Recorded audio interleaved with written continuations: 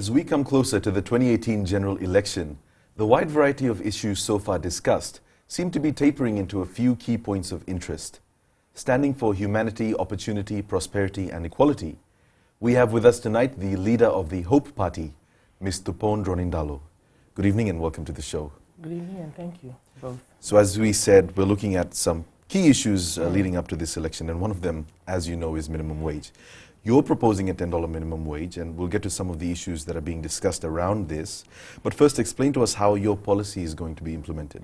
Because we've heard a lot of rhetoric from political parties who don't seem to have all of their party members on board with the amount that they're proposing, and parties who don't have plans to carry out the implementation on a full scale. So what is your implementation plan? Well, as we've set out in our policy paper, it's sector by sector, voluntary. No one will be forced to get into this proposal if they don't want to or they think they can't afford it. So if a big business turns up and says, no, I can't afford it, no one's going to force them. But we were proposing something, some sort of a summit right after elections if we were elected, and to ask big businesses there, sector by sector, start with the biggest taxpayers. Do you want tax breaks? And if we give you this much tax break, will you give a portion of it to increase the wages of your employees? That's why we haven't set to a figure like, let's say, we haven't said $6 or $4 outright. We've said up to $10. So it's up to $10. You won't pay anyone above that, but then you'll consult with these industries. And so how long do you think that will take? Well, I don't foresee it going on for very long. I'm well known in being a very practical person and just getting on with a job. I don't believe in playing games, which is probably not a good thing because a lot of people like to play games. I just ask outright, are you interested in this proposal and this is what we can give you? What can you give us in return in terms of paying your employees more? And how would this look like in terms of a legislation, in terms of legislation? How would this be? Because if you're consulting, everyone would submit a different amount. There are 10 wage sectors. What would this look like in a law? Oh, I'm sure we'll have no shortage of drafters that can put that into law. Well, looking at that, NFP has said that they're going to implement the $5 minimum living wage, minimum wage within 100 days of forming parliament. Now, of course, you've been a member of parliament and you know what the process is like. Is this actually viable? Would this be something that can be done? And if you are proposing that you're going to go sector by sector, how long will that process take before you actually implement it? Well, I think 100 days is a pretty fair estimation of when we can start to work and at least get one sector on board. That's more than enough time. That's a third of a year. Yeah, I think 100 days is enough for us as well to at least get one sector on board, and then we carry on. Okay. So earlier this week, of course, you're aware that the Textile, Clothing and Footwear Council of Fiji has made those comments. Do you think those comments have affected the public's view on the issue of minimum wage? I'm sure people are thinking about it. I mean, right now, we are told that a lot of people are still trying to make up their minds on who to vote for. There's a lot of fluidity out there. And so in a democracy, all views are welcome. Of course, we don't agree with the views that were expressed, and they were expressed, we thought, rather confidently and without due care for what others may want to say on the issue. And also we thought the comments were made and they were responding to something which didn't take into account the policies that we have set out, that we will consult them. No one's going to force them. So if I can take this time to tell the gentleman, we are not going to force you. So if I can just refer to a statement, they said, we want to be abundantly clear that promising unreasonable, sudden hikes to the minimum wage without any proper due diligence breeds false hope. It is dangerous and it is wrong. So the part where they mention proper due diligence, in your opinion, what is that due diligence? I think our policy paper has set out very clearly what that due diligence will be, and that is to consult them, because they are the owners of capital, they are the owners of business. We can't just impose, we can't just say we're going to change the law and make it $4 tomorrow without consulting. or we're going to change the law and make it $5 or $6 tomorrow without consulting. That's why we were very careful in how we set out our policy to say we will consult first, and then from there the employers will tell us sector by sector. If they're paying, let's say, 25% taxes to the government, we'll say we give you 10% back. Can you use 5% of that to increase the wages of your employees? And you might keep 5%.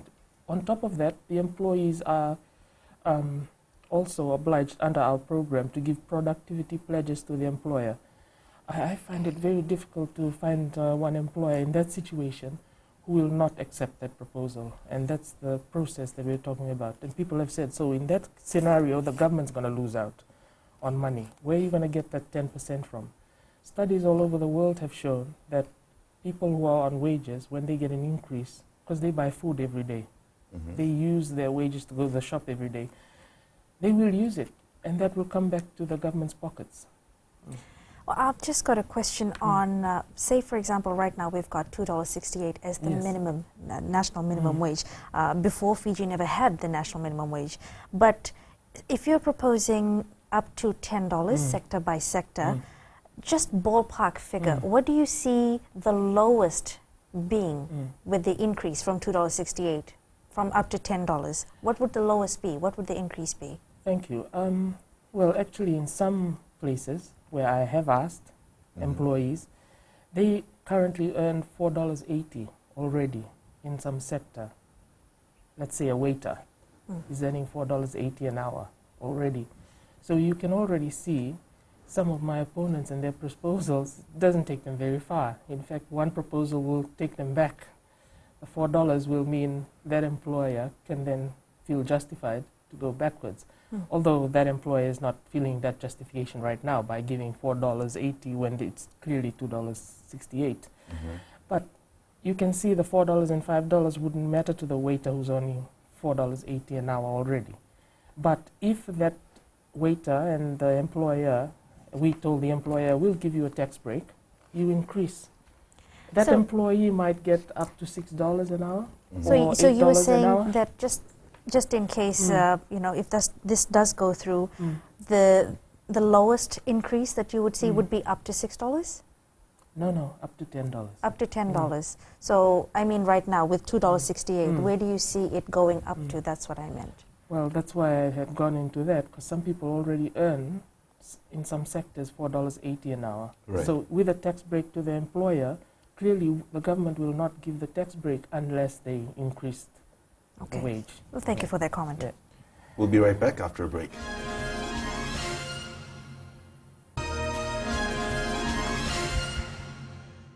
So we were discussing minimum wage, Ms. Draunidalo, and let's talk about some of the consultative processes that you undertook before you decided on this policy. Who did you speak to, and what background research have you done before determining that this is the best way to go forward in terms of minimum wages? Well, like I said before we went to the break, that we had gone around asking the employees in general in Fiji what wages they were earning and in what sector, and also consulting the books on that, what the law says.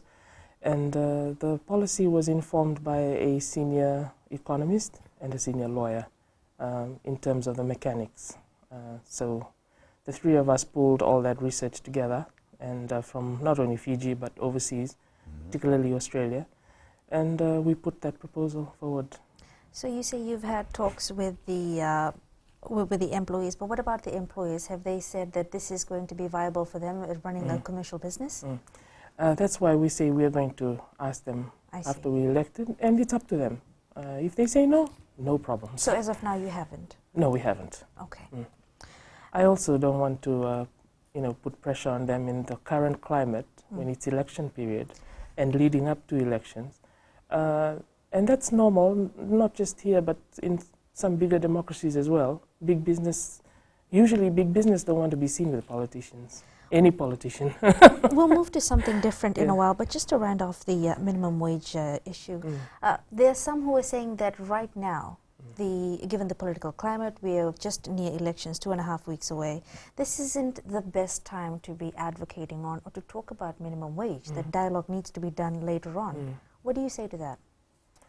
Political campaign periods are the best times for political parties and politicians to put out their program.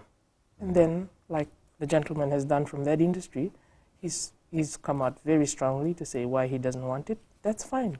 That's what this period is for, because they may not be speaking like that after we are elected. They may feel they're a little bit constrained. They go for it. So, I mean, your response to those statements have been that you would like to have dialogue with them, you'd like to talk to them. So, but there are other political parties that did not take the opinions of these organizations on board, and they're instead choosing to say that these are fear-mongering tactics. There's also an implication that the government is putting pressure on them to come out with such statements so close to the election. Do you agree with this? Well, my point of view is it's an election period, and everyone should have their say. So long as we're not abusing each other, you know, like it's for politicians to put out our policies, and for everyone else who votes or employers, they're the ones that have to critique it. Otherwise, some of us will just glide into power unchecked, and then everyone will wake up the next day after election and, you know, start reading the proposals of the new government, let's say, and be in total shock. That's not something we want. We want them to speak up now. Well, looking at minimum wage, of course, you'd have to factor in cost of living. Yes. To make sure that, of course, it's going to be effective for those who are actually earning that wage. Parties are promising to bring down the cost of living through reduction of taxation via fees and charges, and also introducing items with zero rated VAT. What is your economic plan to reduce the cost of living? We agree with the reduction of VAT on food and items that are consumed by the majority of Fijians every day. And those would be those on the lower rung of income. They would appreciate those changes the most. Are you putting a number to that? For example, one of the parties is advocating for a zero-rated VAT on 15 basic food items. Do you have something like that in place? About 15 to 20, I'd say. About 15 to 20? Yeah. Okay. And we can expect those items to be named in your manifesto. Yes. Which, by the way, when is it coming out? In the coming week. In the coming week. You wouldn't like to break it as an exclusive on For the Record today? I might call FBC when we're ready to launch it. But, we'll hold you to that. You know, to be honest, I wish we had brought it out earlier rather than keeping it. So it's not a matter of us delaying deliberately. We just, because we registered a few months ago, we've been, and then the candidates, and then to the manifesto, it's been quite a thing. So if we were around for the last 4 years, let's say if we were registered 4 years ago, there'd be no excuse for us to still be holding on to our manifesto. Not that I'm saying this is an excuse, but we're going to get to it, and we would rather, we wish, in fact, my colleagues have been saying put it out earlier.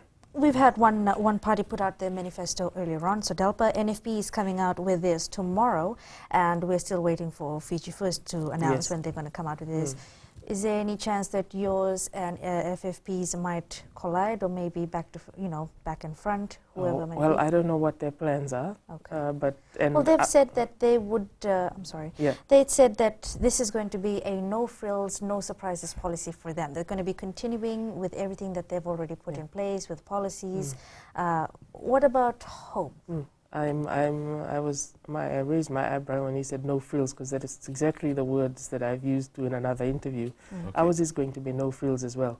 A very simple document, because we have to communicate with a majority who don't want complex. Yeah, they want to know what you're going to do for them in day-to-day living, and that's enough. Besides the items with zero-rated VAT, what other policies are there to reduce the cost of living? There are lots of duties and charges as well, as I've pointed out in one program. One, I'm not sure whether it's 2016 or 2017 budget papers. The Ministry of Economy had set out that they were getting direct taxes of about 700 million. The exact figure has to be checked in that document. And indirect charges and taxes, 2-point-something billion. So almost 3 times more in indirect charges. And so the whole tax package might need working over so that those on the lower income level get the benefits the most. Are you looking to possibly increase the income threshold for taxation purposes? Currently it's 30,000, maybe an increase on that later on? It looks pretty okay to me at the Pretty moment. okay Yeah. so far. Okay. So let's talk about social wage. Of course, that's the counter-argument to all of this reduction of cost of living. And the argument is that over the years, social wages afforded to every Fijian has kept down the number of people working in poverty. Do you agree with that? Sorry, I didn't get that question. So the social wages Yeah. afforded to every Fijian through, Yes, let's social, say, yes, bus fare, payment, free yeah. medicine, it's kept down the number of people who are working in poverty. Do you agree? Well, any supplemental services or things that government give out in that way, the social wage, will always be beneficial to those who need it. And I've also told the other program, if we see it when we come in, we see the book and the figures and all, and we think we can keep it, we will keep it. If we think we can improve it, we will improve it. So there's no current plans of doing away with it, With, as some parties are saying. You know, some members are going around saying, "Look, no. we'll do away with all the current policies that are there." Is there? No, we've made it clear on your program as well, Vakekeli, I think it was, or Speak Your Mind. If we see that the policy is working and it's benefiting those that it should benefit on the lower rung, we will keep it. If we can improve it, we will improve it. We don't want to cause disruption to government services and too much of a change, because that's, you know, it doesn't happen in other stable democracies, and that's what we want. Every government, if it's a different party, it should be about continuity and improving going forward. Thank you. We'll have more for you right after the break.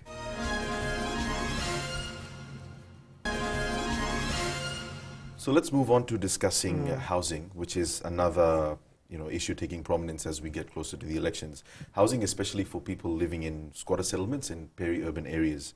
What's your plan for housing? Well, we've put out a lot of policy papers, but we have not touched on housing, and it's something that you can expect to find in our manifesto. But that is clearly a pressing problem, especially for those who are working in Suva or around Suva. And in the West, it's not so much as it is in Suva, like the population here, the concentration. So we've got a good plan for that, and hopefully you'll see it in our manifesto. Are there can you give us any highlights of the policy? Be giving up, giving it away, just but one yes, of course. Too much No, away, we wish to engage landowners, native landowners. As you know, landowning units own about 90% of the land, and we want to engage landowning units in and around Suva, and to see whether we can the government can lease their land on very good rates, and use that as a form of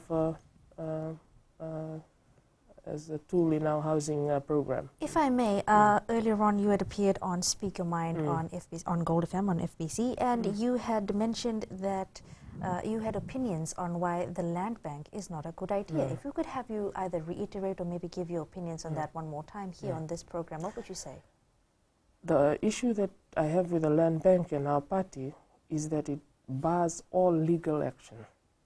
You know, because it's taking away from the trust system and putting it into the land bank, and in the land bank, landowning units cannot question the decisions made about their land once it's there for 99 years.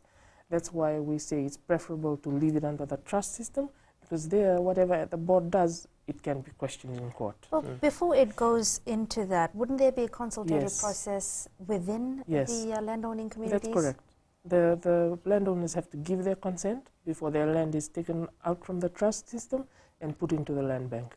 So you're not planning to do away with the land bank completely, rather change perhaps the legal framework or change how it operates? Our plans for the land tenure is also something that's going to be in the manifesto. We propose for the government to lease all native land on commercial rates. All native land on commercial rates. But the government will have to deal with the board, and our government would ensure the independence of the board, because the government is also a lessee. Right now, many landowners, they don't see it clearly because they don't see how the separation of powers works.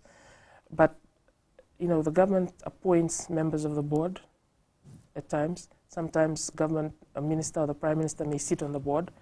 That is not something that a Hope government would be in favor of. We want the board to be totally independent so that the board only looks after the interests of landowners, and the government is an independent party that is leasing land from the board. And I think that would work better for both parties. So that if any issue comes up later, landowners can't point to the government, whichever the party. If we are there, some other party comes to government, they'll say, no, you can't blame us. The board is there for your protection as your trustees, and they're working for you. Don't come to the government and complain to us. We have nothing to do with it. That's the board. And the landowners should have all the say that they should have in who sits on their board. And I don't know what they may be. It could be that the 14 provinces, their provincial councils, they're reps of the Yavusa, the landowning units, very important. It's very important, too, to not go under a politicized system that we had, where, the GCC was politicized by politicians, and we don't want that as well.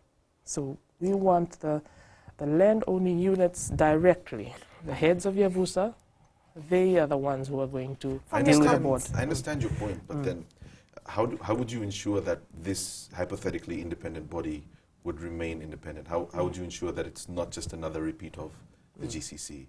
And we'll get back to that comment on the GCC, but for now, how would you ensure independence? Oh, there are ways and means to put it into legislation to ensure that there's arm's length dealing with the government. And we would favor a system where if the Minister for Fijian Affairs, let's say, in Tokyo Affairs, the minister sits there not with a vote, but just to consult, be heard, and to listen. That I would think should be the most that the government would have in that board. But in the final analysis, we would want the board to have its independence, and they are to have professionals from the outside.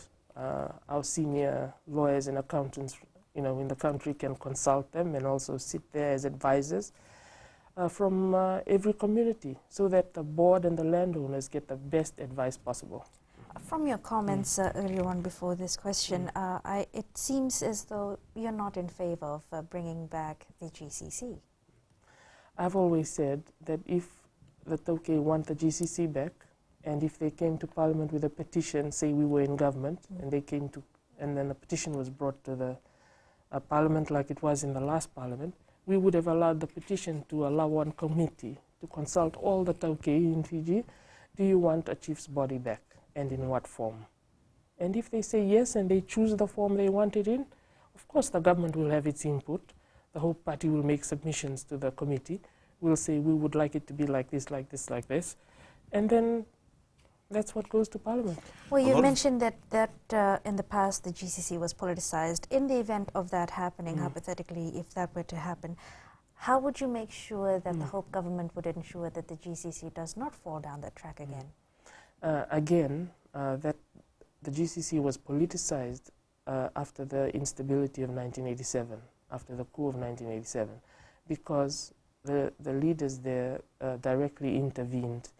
I think the laws, the regulations were changed so that not only the heads of the Yavusa, the landowning units, or the bigger landowning unit, the Yavusa is the biggest unit, apart from the Tikina and the province, and then Confederacy.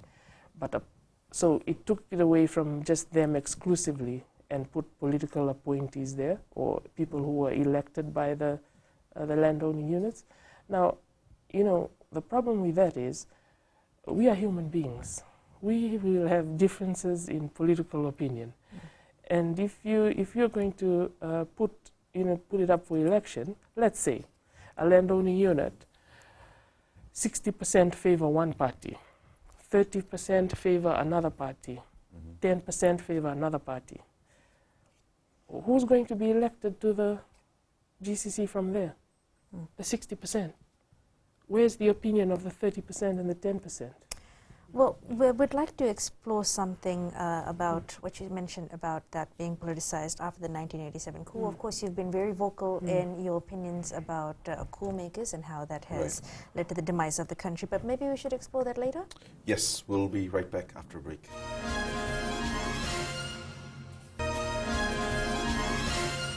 So we were discussing land issues and the previous GCC. A few weeks ago on For the Record, we had Mr. Rumbuka, and one of the topics that came up was the politicization of the GCC, where he clearly stated that there's nothing wrong with the politicization of such a body, and he said it's good for people to, engage in such discourse. Do you agree? Absolutely do not agree. Well, like I was saying in my previous example, 60% are electing the reps from their province to go to the GCC. Now, what happens to the view of the 30% and the 10%? They are unrepresented there. Now, I know personally, in some cases, the 10% was the chief, the one who had to sign off to land leases and whatnot, give approvals.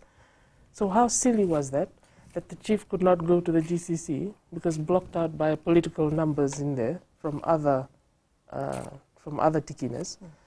And then the GCC makes a decision, comes back to this big landowner, and what if he or she refuses? Well, let's get to the crux of the matter. Everybody is talking about it, about how it seems as though you and Mr. Rumbuka seem to have a personal opinion of each other, and that is spilling over onto the political arena. Do you think this is true? No. There's nothing personal. It's very valid. In stable democracies, they do this all the time. And we just uploaded a video on the Hope Party page on Facebook to show Mr. Keating, who's a political mentor and role model for me, Prime Minister of Australia. He was ripping into John Howard and John Howard's past because John Howard was wanting to come back as Liberal Party leader. Of course, John Howard replaced him as Prime Minister. But it's very valid. No one said to Mr. Keating, you have a personal issue with, no. Well, let's bring it back to Mr. Rumbuka and yourself. You've stated clearly that the reason that you left your former party, NFP, was because NFP was having talks with Mr. Rumbuka. Was there anything in the talks that made you leave the party, or was it just the fact that NFP and SODELPA were in talks? No. What I've said and what the party has confirmed in recent statements was there were resolutions made at SGM and AGM that the party would talk to all parties in Fiji, including SODELPA. And I felt uncomfortable with one particular party because I just thought we were just going backwards when Fiji should be moving forwards. We're dealing with the current government, and I thought we should just concentrate on trying to win government from the current government rather than complicating matters for ourselves, shooting ourselves in the foot by going backwards and bringing something that was going to weigh down on us. So just to clarify, you don't have an issue with the party, but with the leader of the party? No, I have no issue with either. SODELPA. We just have, with SODELPA. Yes. Yeah, I disagree with a lot of their policies. With the fundamental values of their SODELPA. leadership and some of the values they uphold. And in fact, sometimes they say they think they have a monopoly on tauke issues, and sometimes they make other tauke, like myself, like we don't have an opinion that matters. They think that only they know what's right for the tauke, that no other tauke knows what is good for the tauke. Only they know. And it surprises me, and what really, what really shocks me is, if they were so good, why did the Itoke vote for them? If they were so good, 2006 coup would not have succeeded. If they were so good for the Tauke, because we are the majority. And I keep telling people around the country, don't look at any other community. We are 65% of Fiji. We are 99% of the military. It's us. We call the shots. We own this country. We rule this country. But here's this group that thinks that they have a monopoly and only they know what's best for Tauke. They disregard the other chiefs who are in the other parties. It's very disrespectful. In fact, it's very untoke to be behaving in that Speaking manner. of being very ita-okay, like you've mentioned, they seem to think that they're the monopoly on that. Those are your words, your But statement. Mr. Rumbuka, he's changing his story there. I mean, like he came on for the record a few weeks ago, and he said, "Look, we're looking into the interests of other races in this election as well, and focusing on indigenous rights alone will not let him win the election." And a lot of people have shown support. Many others have been skeptical. I'd like to know your thoughts because people refuse to buy into this new Rumbuka narrative. What are your thoughts on this? Mr. Rumbuka has been around a long time in Fijian politics, and if you see his utterances, they change all the time. He does not have principles that he will stand by from 1987 until today. He changes with the weather. Are you saying that he's inconsistent? He is inconsistent. He'll say something today, he'll change it tomorrow if he finds that he doesn't have enough support. Where some will stand by their views, even if it means we don't get votes, that's fine. We believe we have the courage of our conviction to stand by what we believe in, and we will stand by it, whether it's popular or not popular. And that's what leadership is about. But what do you think that means for him or for people who would be wanting to cast their vote, who are undecided as yet, for someone who is always changing? Well, I and think in comparison to you being the leader of hope, you will always stand by your word. That's, of course, what you are implying, and that he would always change. I know some would say, and he would say, that it shows, that he's flexible and he consults and he can change. But, some things you cannot be flexible on. There are some issues that you just need to believe in. I mean, now I think I heard him recently, he's taking credit for the common name, that he uttered it first and all of that. But why didn't he go ahead? And you see, the Toke voters are not, they're not as docile and unthinking as some may think, particularly in that camp. They've already given their verdict on Mr. Rumbuka in 1999. They'd heard him for 12 years from 1987 to 1999, and they found him wanting. So they've already made a decision. I mean, the older ones will know exactly what I'm talking about here. They gave their verdict then, and I don't know what Mr. Rumbuka has done to show Fiji and Fijians that it'll be different. Well, speaking of 12 years, some are saying that the Fiji First government has been around for a very long time and that it's time for a change. What is Hope's stance on that? Are you contesting elections with just the intention of booting out, for lack of a phrase, the FFP government, or to go in there to make a change for a betterment for all Fijians? We, of course, we wouldn't be participating if we were not running for government. We would like to win the 28 seats that we fielded. But in saying that, we don't say it with any animosity or and then we get the attack that, oh, but why are you having animosity against the? Quite frankly, they are not. It's the way they conduct themselves that that gets this kind of reaction to them. If they were less personal, less abusive, in their dealings with us, I mean, the leader of their party comes out and says outright, uses the words immaturity and things like that. I mean, that's not part of normal political discourse. And I don't even throw that kind of, I could say very nasty things. They make personal attacks. We could get into that as well, but we don't. It's not something that voters really don't care about personalities and who's calling who immature or whatever they're doing in their personal lives. They just don't care. So basically voters would be concerned about what is best for them. And since we've got one more segment left, I think we should explore that later. Right. We'll be right back after a break.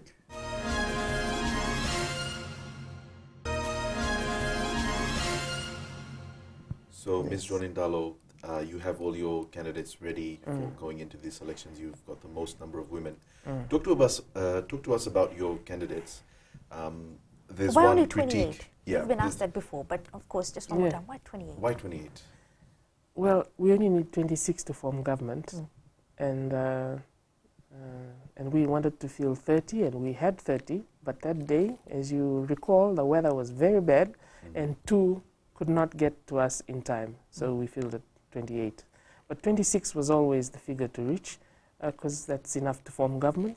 And Hope Party believes very strongly in a strong democracy, which means we believe in a very strong opposition. You know, one of the things that's been said about your candidates is it's full of lawyers, but they always say that lawyers make the best parliamentarians. What's your opinion on that? Yes, our officials are full of lawyers. Our candidates are not full of lawyers. But, you know, Parliament is a place to make laws. So lawyers are trained to make laws. So you'd think that someone who has actually studied it up would be the best one to come up with that. But okay, let's focus on the main issue that of course would be asked by everybody right now, that we asked all other political parties. I understand that you are fielding 28 and you only need 26 to make a majority. But of course, you would need to have your fallbacks. If you were to go into elections and you would come out not with majority, looking at coalitions, who would you form a coalition with? Again, because we believe strongly in democracy, we would rather the voters tell us when they voted. But in your personal preference, though? I mean, Aside whenever from we ask about coalitions, people say, look, we'll look into that after the elections. But then everything is hypothetical before suppose elections. Hypothetically speaking, if you were to join a party, out of all the parties that are contesting, which one are you likely to work with, even after the election? In terms of, you mean to form government? Yes. Right. I would favor a plan that would have representation from as many parties as possible. So in that way, if there were 3 or 4 parties represented in Parliament, it shows that the electorate, you know, is of their mind is divided between the 4, 3, and it would be preferable if all, you know, if all could, for the sake of would you be moving comfortable forward, united. with NFP? Just because this is the last segment, I suppose we should just get to it so we can probably talk about the manifesto and your broader policies. Just a yes or no, Ms. Draunidalo. If you were to form a coalition with NFP, would you?